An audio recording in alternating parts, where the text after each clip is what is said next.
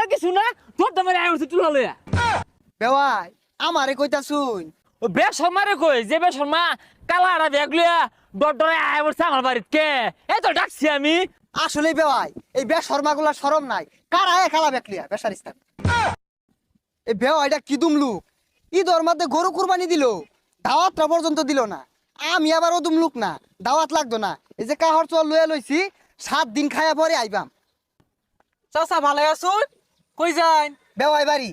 ও ঈদের পর পরই আয় পড়ছুন তো ঈদের পর পর কেতো না কি করবো বেওয়াই আমার গরু কুরবানি দিছে এই গেন্দাটা বেশি কথা ক চাচা ব্যাগও কি মিষ্টি লইছুন